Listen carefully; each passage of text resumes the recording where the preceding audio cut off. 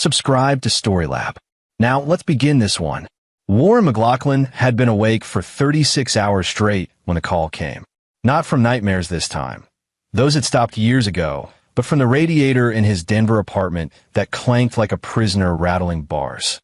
He'd served 23 years, commanded special operations units in places that didn't exist on maps, and retired at 48 with nothing but a pension, a Purple Heart he kept in a shoebox, and the kind of silence that fills a room when everyone you trained to kill is still out there killing.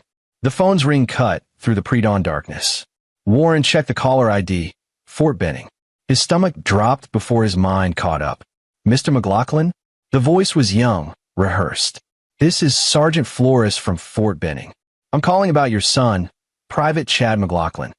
Warren's hand tightened around the phone. Chad had been at basic training for 8 weeks. The kid had called 3 days ago, voice bright with that naive enthusiasm Warren remembered from his own first days in uniform. Dad, I'm doing great. Sergeant says I'm a natural. There's been an accident, Sergeant Flores continued, each word measured and hollow. During a training exercise last night. I'm very sorry to inform you that your son didn't make it. The apartment walls seemed to contract. Warren's breathing stayed controlled. Years of training wouldn't let it do otherwise, but something fundamental shifted in his chest, like a foundation cracking. What kind of accident? A fall during a night navigation exercise. He hit his head. The medics did everything they could. Warren closed his eyes. Chad was 22, built like a linebacker, with reflexes sharp enough to play varsity baseball. Falls didn't kill men like that. I want to see him.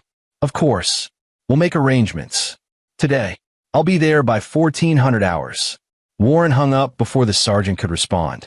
He sat motionless in the dark for exactly 60 seconds, allowing himself that moment of grief.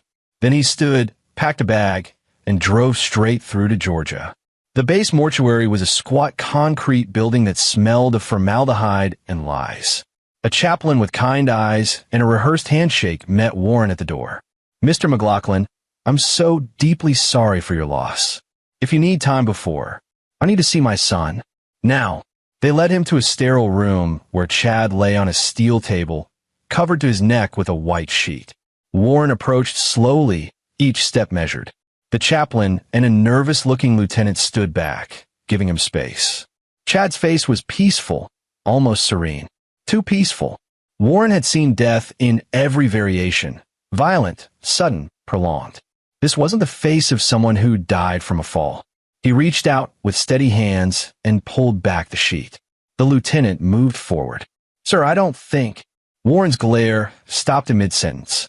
There, on Chad's torso, 3 small circular bruises, perfectly spaced. Warren had seen enough gunshot wounds to recognize impact patterns, even after embalming. 2 in the chest, 1 in the abdomen. The mortician had done professional work, but Warren knew what to look for. He traced his fingers along Chad's ribs and found the telltale ridge of sutured entry wounds. A fall, Warren said quietly, his voice carrying the weight of 2 decades commanding men in combat. You're telling me my son fell and got 3 impact wounds to his torso? The lieutenant's face went pale.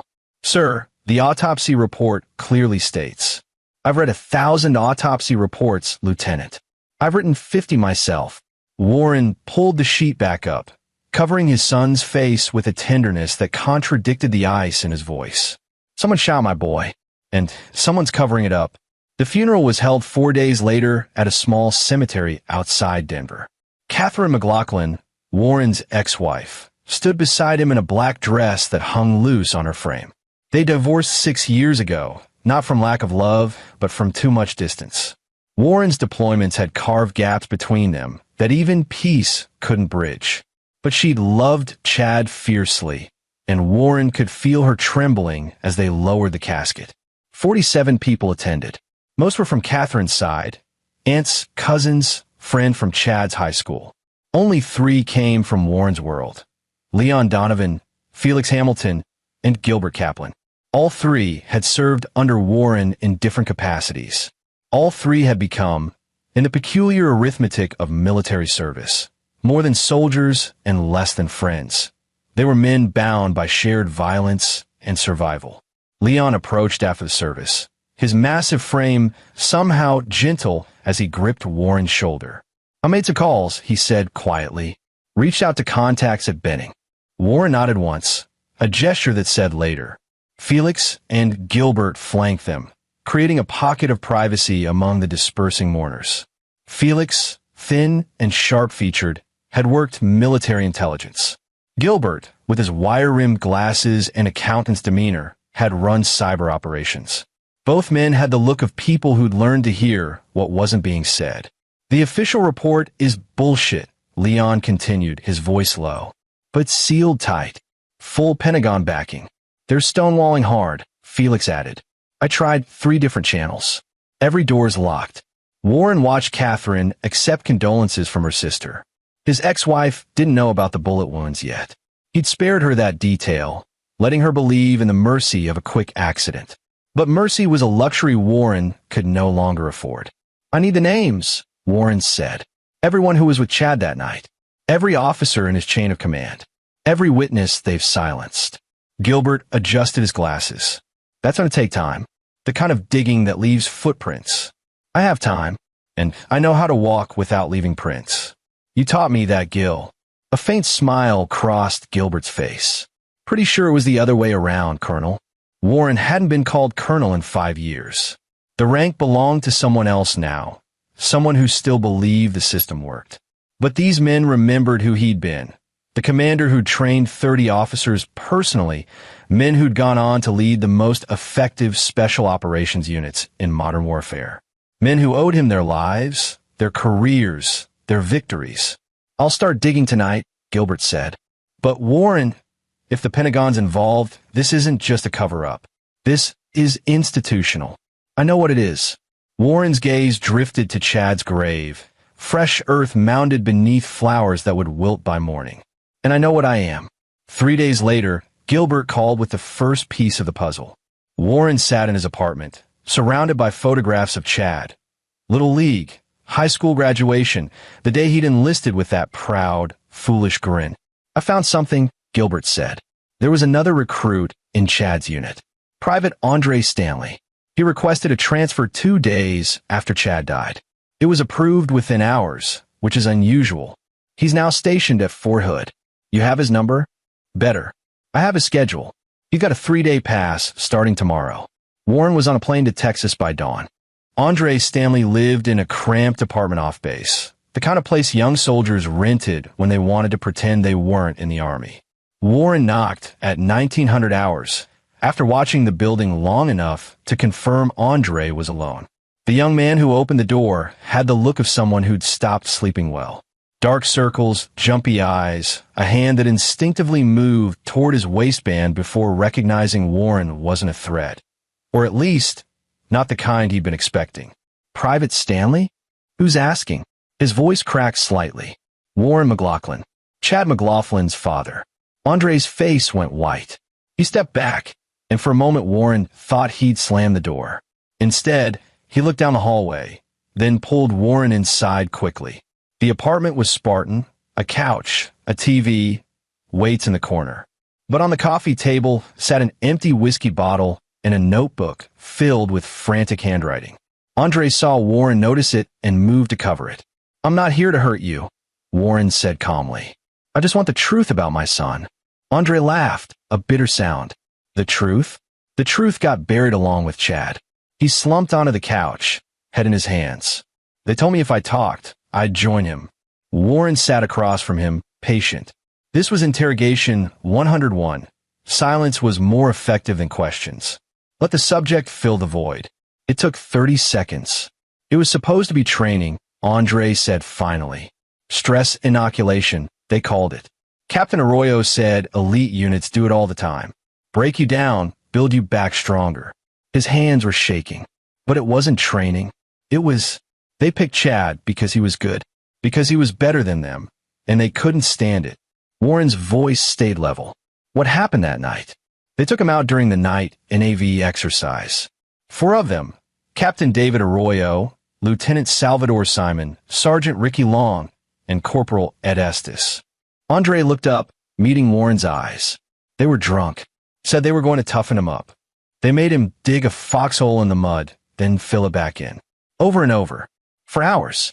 When he finally collapsed, they started beating him. Said he was weak. Said he didn't deserve to wear the uniform. Warren's hands clenched, but his face remained impassive. Chad fought back. Andre continued, voice breaking. He was strong, your son. He knocked Long on his ass. That's when Arroyo pulled his sidearm. Said Chad was assaulting a superior officer. Chad put his hands up, said he was sorry, that he'd take whatever punishment. But Arroyo, he shot him. Andre nodded, tears streaming now. 3 times. Simon and Estes panicked, but Long helped Arroyo drag the body to a ravine. They were going to say he fell during training, that it was dark and he'd lost his footing.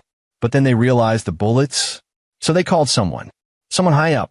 Within an hour, there were officers I'd never seen before. They took Chad's body, took our phones, told us the official story. Said if any of us talked, we'd be charged with conspiracy to commit treason. And you believe them. I saw what they did to your son. Andre's voice rose. I'm 20 years old. I don't want to die in some cell because I witnessed murder. Warren stood slowly. Give me everything you remember. Names, dates, times, conversations. Every detail. Andre stared at him. What are you going to do? What someone should have done the moment my son died. I'm going to make them pay. They're untouchable.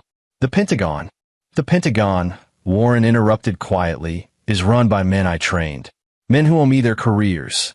Men who know that I know where every skeleton is buried. He moved toward the door. Write down everything, Private Stanley. You won't hear from me again, and you won't need to testify. This will all be over in 6 weeks. Back in Denver, Warren spread Andre's testimony across his kitchen table alongside the documents Gilbert had pulled. The picture was clear now. Captain David Arroyo, a third-generation military officer with a record that looked impressive until you noticed the gaps. Disciplinary actions quietly scrubbed, complaints from subordinates that disappeared. Lieutenant Salvador Simon, Arroyo's academy buddy, 2 DUIs covered up by his father, a brigadier general. Sergeant Ricky Long, a violent sociopath who'd been pushed into the army by a judge as an alternative to prison. And Corporal Ed Estes, weak-willed, following wherever the power led. For men. For lives that had converged to end his son's. Warren picked up his phone and made the first call. Leon, I need you to do something for me. And I need you to ask questions later, not now. Name it. I need complete backgrounds on 4 officers. Not their service records, I have those. I need their lives. Debts, affairs, addictions, secrets. Everything. Leon was quiet for a moment. This is about Chad. Yes. Then you'll have it by Monday. The second call went to Felix. I need to move shadows. Can you still do that? Felix's voice carried a smile. I can make a ghost battalion appear on paper if you need it. What's a mission? 4 targets. I need to be everywhere and nowhere. I need alibis that will hold up under Pentagon scrutiny. Warren, Felix hesitated. Are we talking about what I think we're talking about? We're talking about justice that the system won't provide. Then I'm in. Send me the names. The third call was to Gilbert. I need you to build me a network. Surveillance, communications, financial tracking. But it needs to be invisible. The Pentagon can't know I'm watching. How invisible? NSA wouldn't spot it invisible. Gilbert whistled low. That's doable. But Warren, if this goes wrong, it won't. I trained you better than that. Warren hung up and stared at the photographs of the 4 officers he'd printed. Their smiles looked back at him, confident and careless. Men who thought they were protected by the system, by rank, by the sprawling bureaucracy of the Pentagon. They'd forgotten one crucial fact. Warren McLaughlin had built parts of that system. He knew every crack, every weakness, every way to make someone disappear without leaving a trace. 6 weeks, he told Andre. He'd lied. It would take 4. The first week was pure intelligence gathering. Leon delivered files that read like psychological profiles. David Arroyo, gambling addiction, underground poker games twice a week at a bar off base in Columbus, Georgia, owed $70,000 to men who didn't accept IOUs. Salvador Simon, affair with another officer's wife, complicated by the fact that the officer in question was a colonel with connections to the Joint Chiefs. Ricky Long, steroid abuse, purchased from a dealer who also sold to half the base, which meant leverage. Ed Estes, closeted, terrified of being discovered, paying blackmail to someone who'd threatened to out him. For men, for weaknesses, for pressure points Warren could exploit. But exploitation wasn't enough. Warren didn't want to ruin these men. He wanted them dead. And he wanted it to look like the universe itself had turned against them, like karma had manifested in flesh and blood and consequence. Gilbert's surveillance network went live on day 8. Suddenly Warren could see everything. Arroyo's text to his bookie, Simon's midnight meetings with the colonel's wife, long steroid pickups, Estes's panicked messages to his blackmailer. Every digital footprint, every phone call, every movement tracked and logged. Felix, meanwhile, began constructing Warren's ghost. False credit card transactions, placing him in Denver. Phone records showing calls to Catherine, to old army buddies, to a therapist he didn't actually see. A paper trail that would prove, beyond any doubt, that Warren McLaughlin was a grieving father trying to move on, not a hunter stalking prey. On day 12, Warren made his move. David Arroyo sat at his usual table in the back of Murphy's bar, cards in hand, sweat beading on his forehead. He was down 40 grand tonight, which meant he was in deep enough that walking away wasn't an option. The men around the table were professionals, not soldiers, but the kind of men who made soldiers nervous. Warren walked in at 2,200 hours, dressed in civilian clothes, a baseball cap pulled low. He'd aged himself with a limp and gray in his beard, changed his posture just enough to seem nondescript. 20 years of covert ops taught you how to hide in plain sight. He sat at the bar, ordered a beer he wouldn't drink, and watched. Arroyo lost another hand, slammed his fist on the table. One more. Let me win it back. The dealer, a man with prison tattoos and dead eyes, shook his head. You're tapped out, Captain. Time to settle accounts. I need another week. You needed another week 3 weeks ago. Warren paid for his beer, stood, and walked past Arroyo's table on his way to the restroom. As he passed, he dropped a piece of paper. It fluttered to the floor near Arroyo's chair. No one noticed except Warren, who continued walking. 5 minutes later, after Arroyo had been escorted outside for a conversation with the dealer's muscle, he'd find that paper. On it, written in block letters, I know what you did to Chad McLaughlin. Pay your debts, or I tell everyone. The beauty of it was that Arroyo would think his bookie sent it. He'd panic, pay using money he didn't have, sink deeper into debt.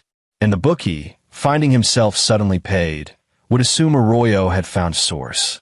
No one would suspect Warren existed. By morning, Arroyo had wired $70,000 from his retirement fund to the dealer, breaking half a dozen military financial regulations in the process. Gilbert tracked every transaction, building a file that would ensure Arroyo's career was over even if he survived what came next. But survival wasn't part of Warren's plan. Salvador Simon died on day 19. It happened at 0300 hours in a motel parking lot outside Fort Benning. He'd been meeting the colonel's wife, as he did every Tuesday. They'd finished their affair, she'd left, and Simon had walked to his car alone, buzzing with the confidence of a man who thought he was getting away with something. He never saw the sedan that jumped the curb. The impact killed him instantly. The driver, a junkie with a record, high on meth according to the blood test, crashed into a light pole 30 feet away and stumbled out, dazed and incoherent. Police found him babbling about shadows and devils. What they didn't find was the small device Gilbert had installed in the junkie's car 3 days earlier, a device that could remotely override the steering and accelerator. Or the fact that the junkie had been paid $5,000, money found in his apartment, source untraceable, to be at that specific location at that specific time, though he'd never actually driven the car that killed Simon. The Pentagon investigated, found nothing, ruled it a tragic accident, sent condolences to Simon's family. Warren watched the funeral from a distance and felt nothing. Ricky Long lasted until day 26. His death was simpler. Leon had identified Long's steroid dealer, a civilian who operated out of a gym downtown. Warren approached him with a proposition, $5,000 to cut Long's next batch with something special. Like what? The dealer asked, suspicious. Like nothing. Just skip the test. Give him straight testosterone at triple the normal dose. His heart will do the rest. The dealer considered this. $5,000 for doing less work. What if someone traces it back? They won't. But if they do, you'll have an alibi that puts you in Atlanta that day. I'll make sure of it. The dealer took the money. Long injected himself on a Thursday morning before PT. By Friday, during a routine run, his heart gave out. 27 years old, dropped dead on a track surrounded by witnesses. Autopsy showed massive cardiac arrest, steroid abuse as the likely cause. The dealer vanished to Atlanta, found himself with a job at a gym there, a job arranged by a man he'd never met. 3 down. 1 to go. Ed Estes knew something was wrong. Simon's death had rattled him. Long's had terrified him. When he tried to reach Arroyo, the captain had sounded paranoid, talking about messages and debts and watchers in the dark. Estes started looking over his shoulder, started drinking more, started missing formations. On day 32, he received a message on his phone from an unknown number. You're next. He went to the MPs, showed them the message. They investigated, found nothing. The number was a burner, untraceable. They told him it was probably a prank, that he was under stress, that maybe he should talk to someone. He didn't talk to anyone. Instead, he bought a gun, a civilian 9mm from a pawn shop. No waiting period because he had military ID. He kept it under his pillow, loaded, safety off. Warren knew because Gilbert tracked the purchase. On day 37, Estes' blackmailer contacted him again. Another demand for money. Estes, strung out and paranoid, agreed to meet. The meeting place was a rest stop off I-185, remote enough for privacy. Estes arrived early, gun in his waistband, hands shaking. He waited in his car, watching every vehicle that pulled in. At 2,100 hours, a figure approached. Tall, wearing a hood. Estes couldn't see the face. He reached for his gun. The figure moved faster. Not attacking, just standing there. But Estes' paranoia turned him into prey. He pulled the gun, fired 3 times through his windshield. The figure collapsed. Estes sat frozen, breathing hard. Then he got out of the car, approached the body. It was a mannequin, dressed in a hoodie, positioned to look human in the dark. Estes started laughing, a high, broken sound. Relief flooded through him. He'd been terrified of nothing. He'd shot at shadows. That's when Warren stepped out from behind Estes' car. Hello, Corporal. Estes spun, gun still in hand, and Warren was ready for it. 23 years of training manifested in a movement faster than thought. Warren's hand caught Estes' wrist, twisted, and the gun fired into the dirt. They struggled. Estes was younger, but Warren was trained by war. He disarmed Estes in 3 seconds, dropped him to his knees in 5. You don't remember me, Warren said quietly, pressing Estes' face into the gravel. But I remember you. I remember the moment I saw my son's body. The bullet wounds you helped put there. I didn't shoot him. Estes gasped. That was Arroyo, but you held Chad down. Andre, Stanley told me everything. Estes went still. Please. I'm sorry. I was just following orders. My son was following orders when you killed him. Warren pulled Estes to his feet, dragged him to the edge of the rest stop where it dropped off into woods. Here's what's going to happen. You're going to confess. You're going to write down everything, Arroyo, Simon Long, all of it. And then you're going to disappear. I'll go to prison. Prison. Warren laughed darkly. Corporal, you're already in hell. The only question is how long you suffer before the devil comes for you. He pulled out a phone, not his own, another burner, and opened a recording app. Talk. And Estes talked. For 20 minutes, he spilled everything. The hazing, the beating, the shooting, the cover-up. Names, dates, details. Warren recorded every word. When it was done, Warren pocketed the phone. Now run. What? Run. Into those woods. Don't stop. Don't come back. If I ever see you again, if you ever surface, I'll make sure this recording reaches everyone who matters. You'll spend the rest of your life in Leavenworth, if you're lucky. Estes stared at him. You're letting me go? I'm giving you the choice my son didn't get. Lie with what you did. Run. And pray I never change my mind. Estes ran. Warren watched him disappear into the darkness, then walked back to his car. He wouldn't chase Estes. The man was broken now, A ghost who'd spend the rest of his life looking over his shoulder. That was punishment enough. 3 men dead. 1 destroyed. But Warren wasn't finished. There was still Arroyo. David Arroyo sat in his apartment on day 41, nursing a bottle of whiskey and a growing sense of doom. Simon dead. Long dead. Estes missing. The coincidences were too many, too precise. Someone was hunting them. He tried to contact the Pentagon officer who'd helped cover up Chad's death, a colonel named Patrick Arnold. But Arnold wasn't returning calls. The man had gone dark, protecting himself. Arroyo was alone. His phone buzzed. Unknown number. Against his better judgment, he answered. Captain Arroyo? The voice was calm, measured, familiar in a way that made Arroyo's skin crawl. Who is this? Someone who knows what you did. Someone who's been watching you fall apart piece by piece. Arroyo's hand tightened on the phone. I don't know what you're talking about. Chad McLaughlin. You shot him 3 times.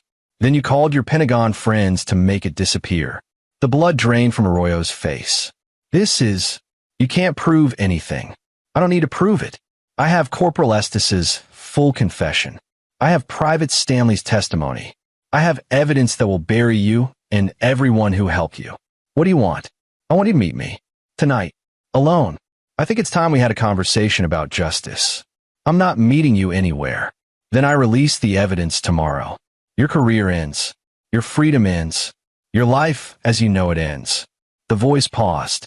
Or you meet me, and maybe I'll give you a chance to explain yourself before I decide whether you deserve to live.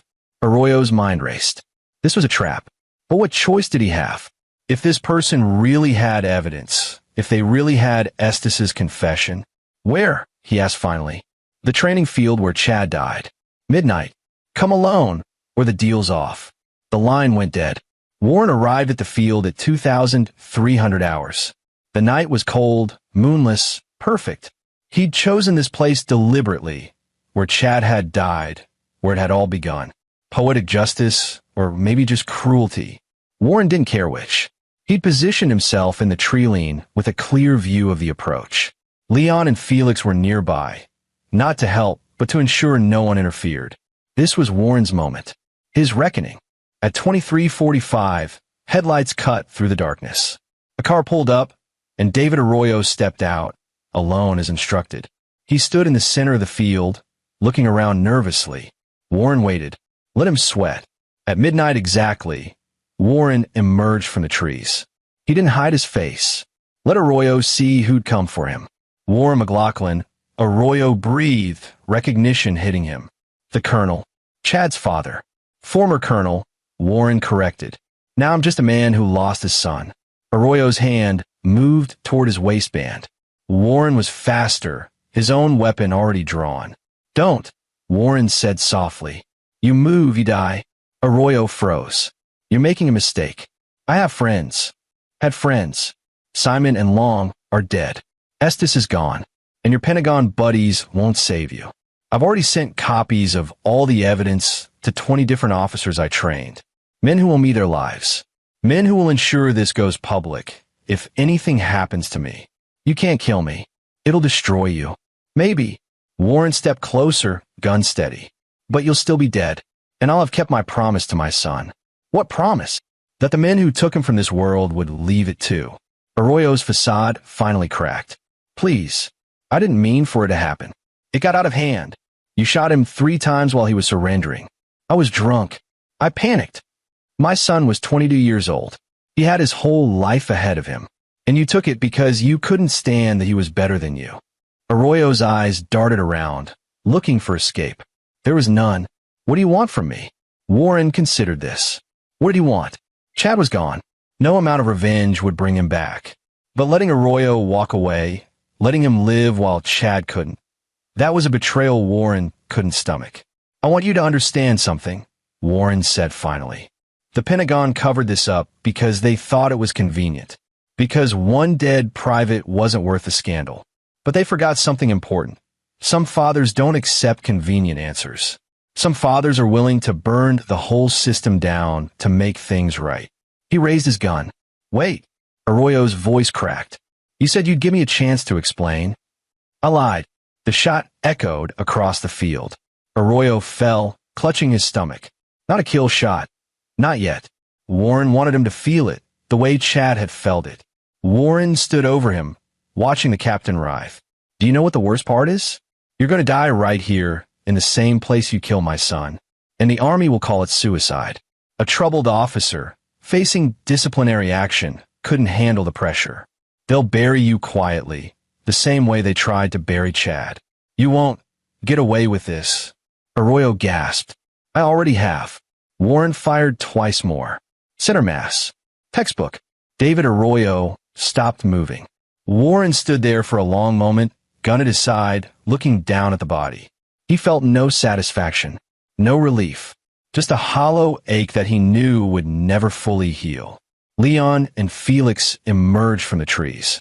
They didn't speak, just helped Warren stage the scene. The gun placed in Arroyo's hand. The note, written by Gilbert in Arroyo's handwriting, confessing to depression and professional failure.